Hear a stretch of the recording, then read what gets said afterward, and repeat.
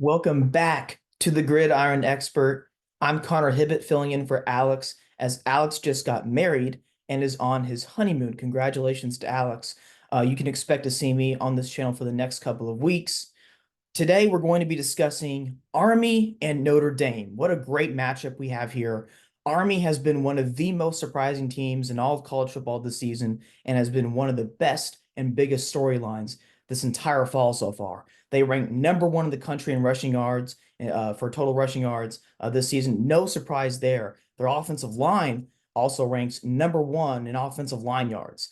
So this Black Knights team has been very physical, and they've been able to win at the point of attack consistently this season. However, one could question Army's strength of schedule.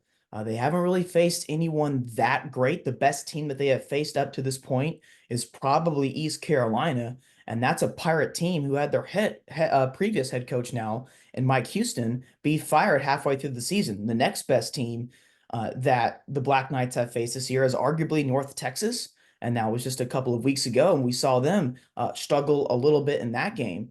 And the last few weeks, Army hasn't looked quite as good. And I think that one could also point their finger towards Bryson Daly, their quarterback, Army's quarterback. I don't think he's fully healthy right now.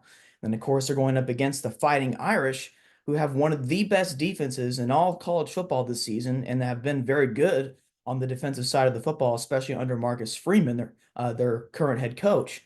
When you look at the Fighting Irish this season, obviously they have a very disappointing loss to Northern Illinois, but this has been a very good team since then. Notre Dame has covered in 6 straight games. In fact, both the Black Knights and the Fighting Irish have been very good against the number.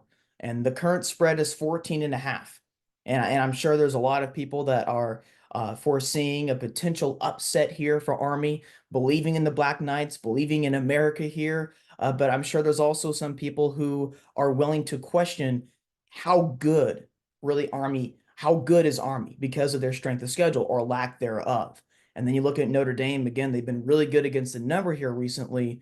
And Notre Dame, we saw play Navy earlier this season, and that was around a 2-touchdown spread as well. And we saw Notre Dame win convincingly. Of course, one could also point towards Navy's 6 turnovers in that matchup.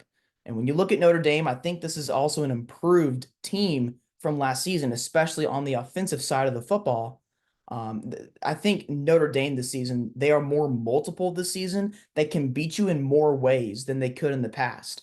I think we saw in 2022 and then last season, I think Notre Dame had like 1 or 2 ways of really beating teams. It was defense first, which it still is a defense first program, but now I think they can rely a little bit more on their offense, especially now with Riley Leonard at quarterback, who came in from Duke this past offseason. Now, I don't think Leonard is a tremendous pocket passing quarterback, but I think with Leonard's legs, I think that makes Notre Dame more multiple. So, like I said a couple of seconds ago, that makes the Fighting Irish more dangerous because they are a more complete team and can beat you with more haymakers, so to speak.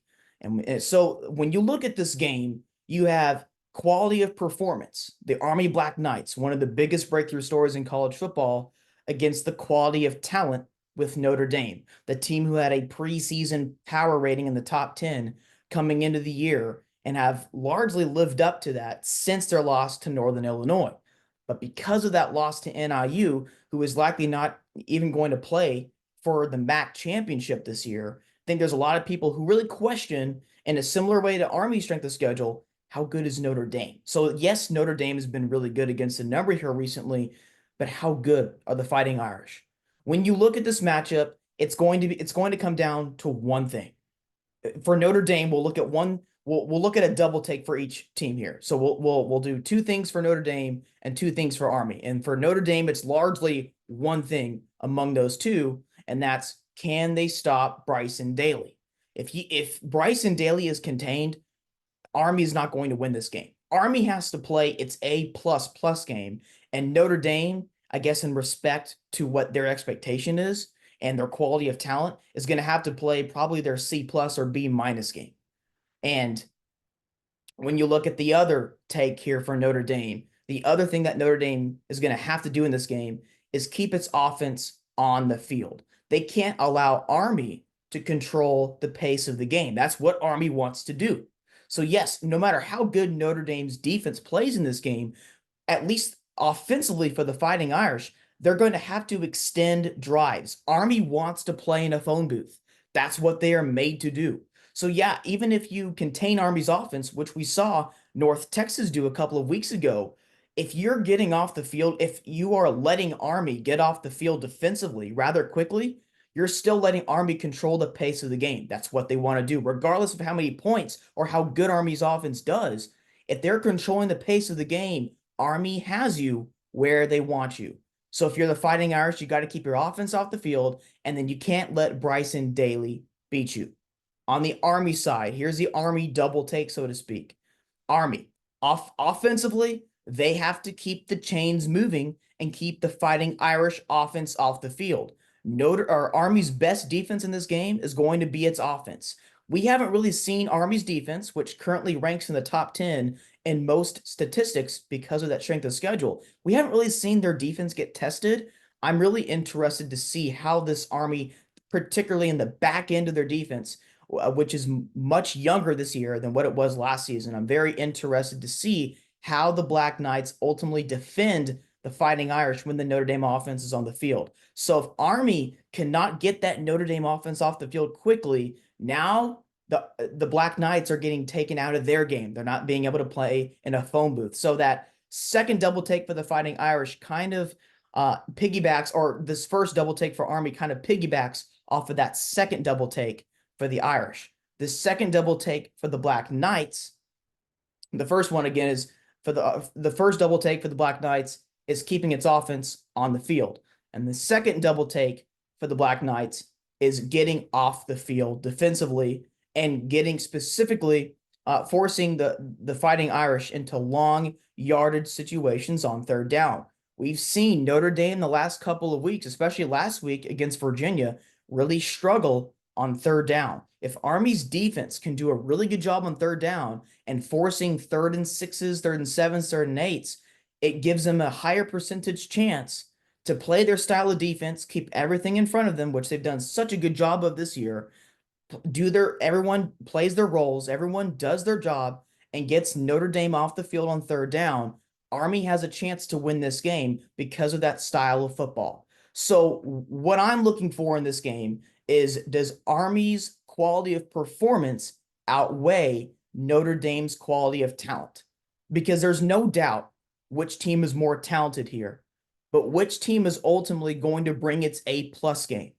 I do think Notre Dame is going to show up here. Yes, I know next week is rivalry week and Notre Dame still has to play USC, but I think Notre Dame is going to be ready to play in this game.